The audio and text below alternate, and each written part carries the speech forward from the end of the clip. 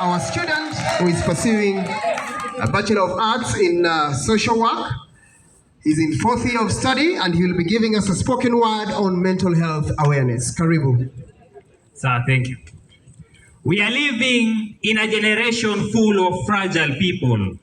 People shy to tell the truth but constantly keep on deceiving themselves. Their reality is not open, something has to be opaque. With what knowledge should we civilize our communities to make themselves self-actualize of their cognitive awareness? It pains me so much on matters love affair when one student takes another one's life because of lack of proper guidance and counseling. When one commits suicide because they could not walk out from depression. So many youths, their bright and golden age getting lost. On our future generation, no intervention, no any form of mitigation. Sometimes I lack words to define clarity. Are we practicing philanthropy or are we doing charity? Living in a generation of people who are stressed, depressed and oppressed. Living in a generation of people who have lost hope in themselves. Rationalization of our cognitive development and creating awareness on the subject of our mental health. Living in a generation where out of 10 people, 4 are depressed. We are on a bondage sinking down the quicksand like a refugee with no asylum. That's how many youth are helpless. Lack of supportive systems and programs to engage in. That's why we keep on hearing so many cases of juvenile delinquency. Where did we go wrong as a community? When all the people deteriorate their moral standards and values to fulfill their need, gratification, pleasure, forgetting their roles as guiders and counselors of the future generation, leaving them in vulnerability with no ability to manage their mental state.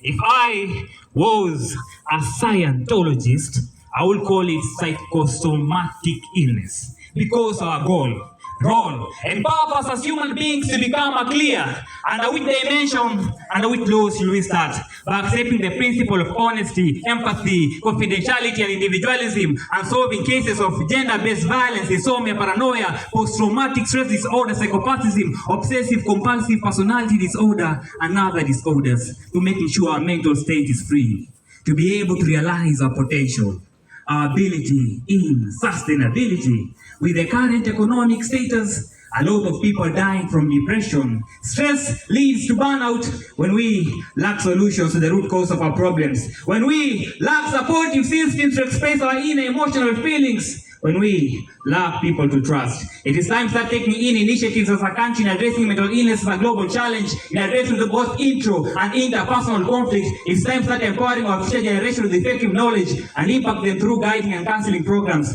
that will enable them to be self-actualized of themselves, that will enable them to make sound and better decisions.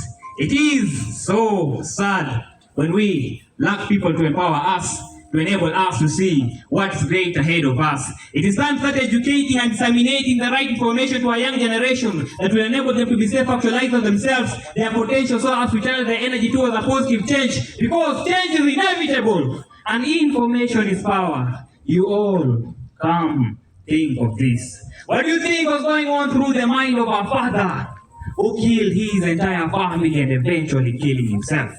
What do you think was going on through the mind of a mother who killed her children because the husband has cheated or married another wife?